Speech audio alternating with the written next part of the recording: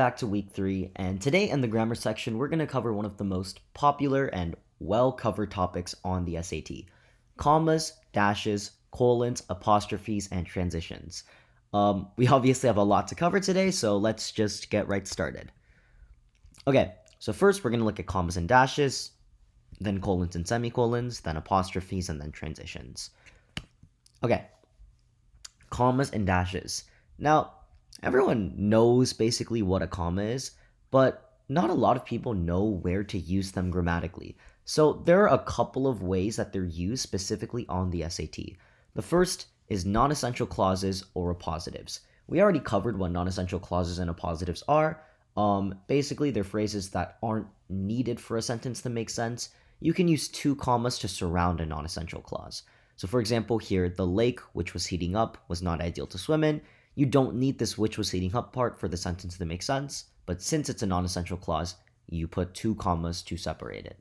Okay, the next is introductory phrases. If a sentence begins with a dependent clause or a modifier, it needs a comma after. In more simple terms, if the first part of a sentence cannot stand on its own, then it should have a comma. So for example, although they agreed on one thing, they disagreed on so many more.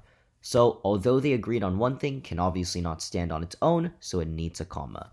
Next is items in a list. This is probably one of the most common uses that you already know. You should use commas to separate the items in a list, except for the last item. So, for example, if you have a list that's like, in my backpack, I had a pencil, a pen, and a Sharpie. You should have a comma after the pencil. You should have a comma after the pen, but not after the Sharpie, because that's when the sentence ends. Okay. The next is with the coordinating conjunction. You need to use a comma before the fanboys, which are for, and, nor, but, or, yet so, to connect two independent clauses. So for example, we wanted to eat, comma, so we run to the restaurant. One big mistake, don't use a comma between an adjective and a noun. If you have two adjectives, you need a comma, but if not, you do not need the comma to separate the adjective and the noun. So for example, Jake likes red chairs. That comma between the red is not necessary. Okay, next up is dashes.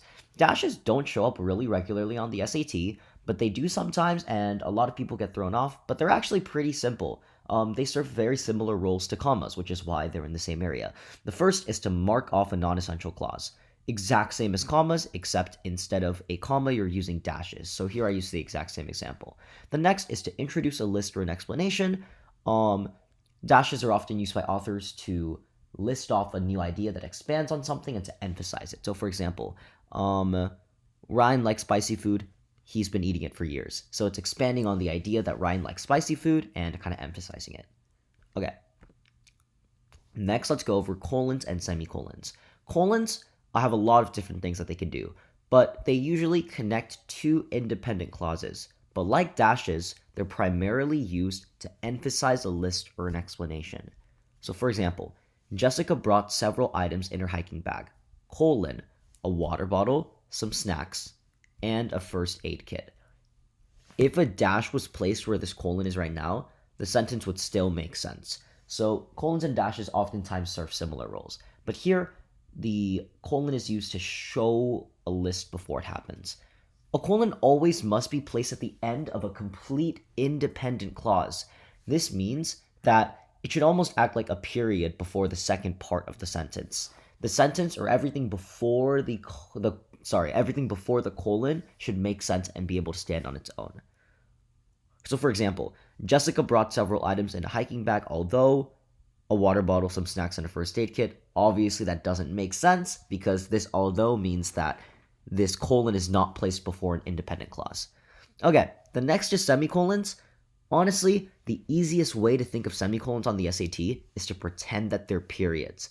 There's a couple stylistic differences between semicolons and periods that authors debate all the time. Like for example, most people use semicolons in two sentences that are kind of related, but you don't really need to know that for the SAT.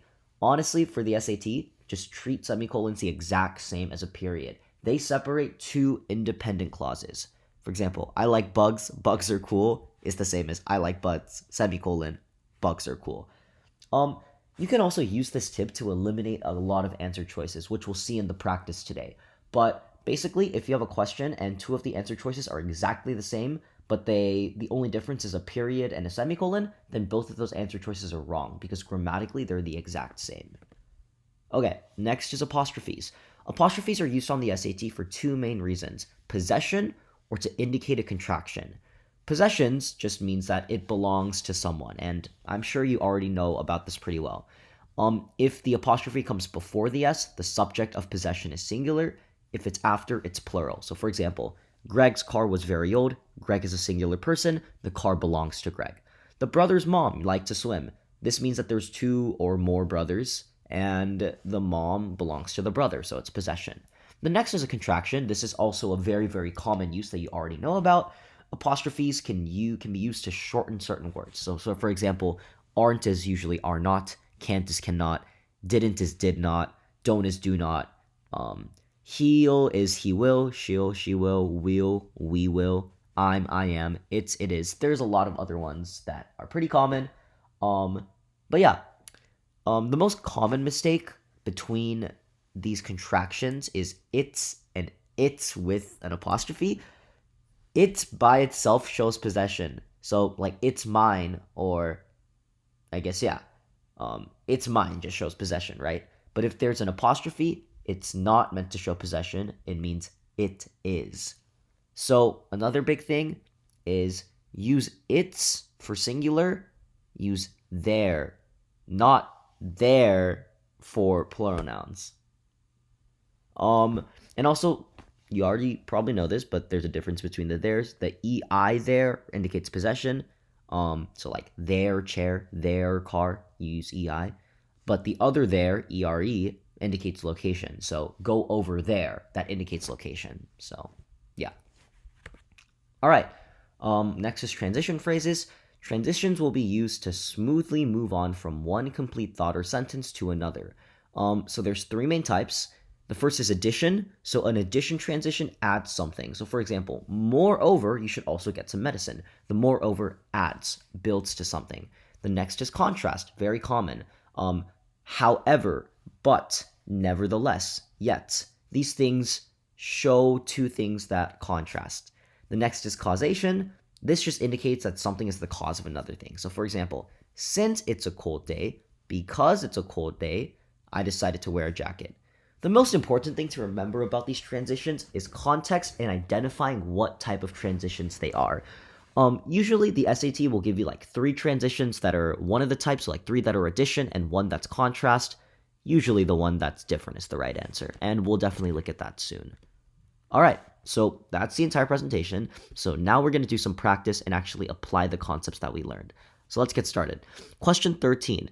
To perform their job successfully in this dynamic environment, workers in many fields, from social services to manufacturing, must continually acquire relevant knowledge and update key skills. Okay, so let's look at the different answer choices that they give us.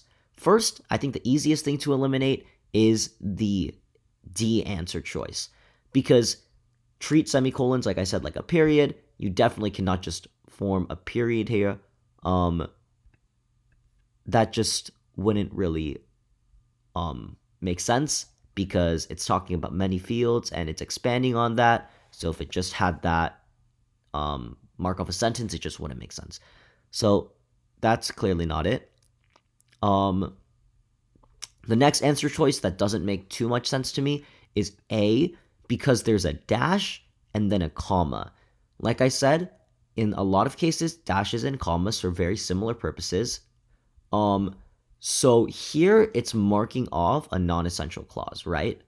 Or something that isn't really necessary. So if that's the case, there's no reason you'd use a dash and then a comma after that.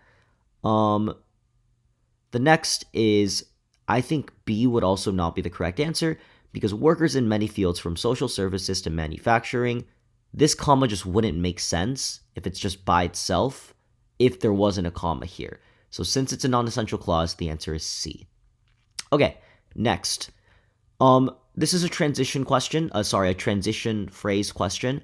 If you have a transition phrase question, you should start with the question before so you can see what the purpose is. Okay, This practice of continued education, also known as professional development, benefits not only employees but also their employers. Accordingly, meaningful professional development is a shared responsibility. It is the responsibility of employers to provide useful programs, and it is also the responsibility of employees to take advantage of the opportunities offered to them. Okay. So now let's look at the different answer choices that they give us and try to identify what type of transition they are. Nevertheless is a contrast. Regardless is also a contrast. Similarly is an addition. Accordingly is also an addition, but just a little bit different. Similar and according are a little bit different. I'm gonna get rid of B and C because I don't think it's trying to contrast anything. Because I mean, this part is literally just expanding on this idea that it benefits not only employees but also their employers, and it's saying here that it's a shared responsibility. So honestly, I think A makes the most sense here because this previous sentence expands on an idea, and then 14 kind of emphasizes it. So it's saying like this program benefits both groups, and accordingly, so like because of that, it requires shared responsibility. So 14 is the right answer here. Okay, let's look at question 16. All right. If employees find themselves falling behind in the workplace, these critics contend. Okay. Then it is the duty of those employees to identify and even pay for appropriate resources, blah, blah, blah, blah. Okay. Already, we're going to use the same trick that I just taught you guys like a couple minutes ago. First answer choice is a period. Second answer choice is a semicolon. Both of them are just incorrect because they're the same. But also, like, it just makes sense logically. Like, you can't end the sentence with if employees find themselves falling behind. These critics contend. Yeah, you need something else to finish the sentence. So it would either be C or D. If critics find themselves falling behind in the workplace, these critics contend, then it is the duty of those employees to identify and even pay for appropriate resources. Okay, in this case, I would say that C is the correct answer because there really isn't a need for a comma here. There's no list. There's no non-essential clause. It's just expanding on an idea, and to make it as clear as possible, you don't need that comma. All right, let's keep going. Question 20. Some employers utilize several approaches simultaneously, developing a framework that suits a particular need of their employees. Around the same time, the figure illustrates a simple yet comprehensive professional development model created for special education personnel. Already, I just think this first answer choice just doesn't really make sense. So A is kind of a addition, one that adds. Besides that, also kind of adds. Nevertheless is a contrast. And also here, D just says to delete it. I honestly think here that D is the correct answer because think about it this way. What does this next sentence like add to this idea? It really doesn't. It's just referencing the figure. It also doesn't contrast anything. It's just referencing another figure. So these transition phrases aren't necessary. So the answer is D. Okay, next is 22. Employers can also identify which employees have successfully completed instructional modules and which need to be offered additional training. Okay. In this case, B and D are both incorrect because a comma and a dash in this case would serve the same purpose, so they're both incorrect. Also, A is also incorrect because there's just no need for that comma. So A is not correct. It has to be C. All right. Next. All right, we have a lot of transition questions today. Okay. Young on-the-go eaters were thrilled, specifically those who prized regional foods and Italy's convivial culture built on cooking and long meals, feared that the restaurant signaled the death of a way of life. Interesting. So I can already tell there's going to be a contrast because it's saying here that people were thrilled, but also here a lot of people feared. So let's look at the answer choices. I'm guessing only one of them will have that contrast. Specifically is not a contrast. For example, is not contrast. However, is a contrast. In fact, is not. So C is the correct answer. All right, next one. To counter the rise of fast food and fast life, a cohort of chefs, journalists, and sociologists spearheaded the slow food movement. Okay. Once again, period, semicolon are both incorrect. Here it'd be a comma because, like we said, if a sentence starts with a dependent clause, it needs a comma. Okay. 27. All right. Let's start here. A goat ingests the vegetation particular to the meadow in which it grazes, which, along with other environmental factors such as altitude and weather, shapes the cheese's taste and texture. Okay, so this is a non-essential clause. It is not necessary for the sentence. So what do you need? You need 2 commas that mark off the non-essential clause. Cool. All right, question 33. Let's start here. It should be raised using environmentally sustainable practices that preserve biodiversity, and it should be accessible to all without exploiting the labors of those who produced it. In short, Slow Food runs programs that support small-scale producers and marketing regional foods in a world where food corporations tend to drive out the marketplace and homogenize food choices. So here, it seems like it's kind of just trying to summarize the idea of the entire passage because it's in the final paragraph and it's kind of just summing things up. So nonetheless would not work here because it's trying to sum things up. In short, so far, makes the most sense to me. The reason C and D would be incorrect is because they're too colloquial. What that means is they're a little too conversational. They're kind of using sayings instead of being literal. By the same token is a saying to these ends is also a little bit conversational. The SAT will be as literal as possible. If anything is a saying or an idiom, we'll go over this in a lesson, but also just if something looks way too conversational, it's probably incorrect. So A is the correct answer here. All right, 34.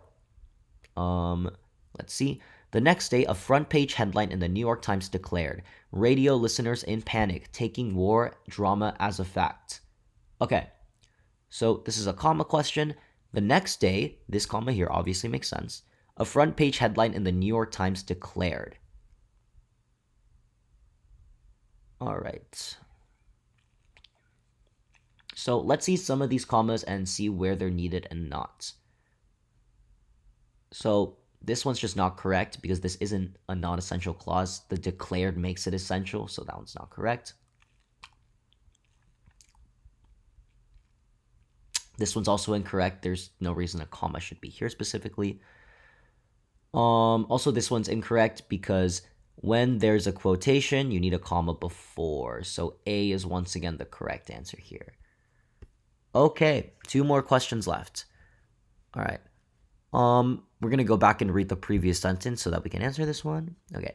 The authors of an article published in October 2013 go so far to assign blame for the distortion to the newspaper industry.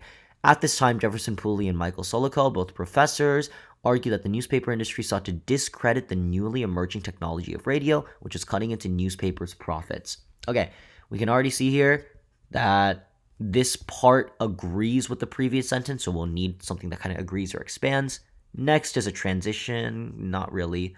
On one hand, this establishes contrast because it's saying on one hand, but also on the other hand. If there's an on one hand, it also needs the other side, so no.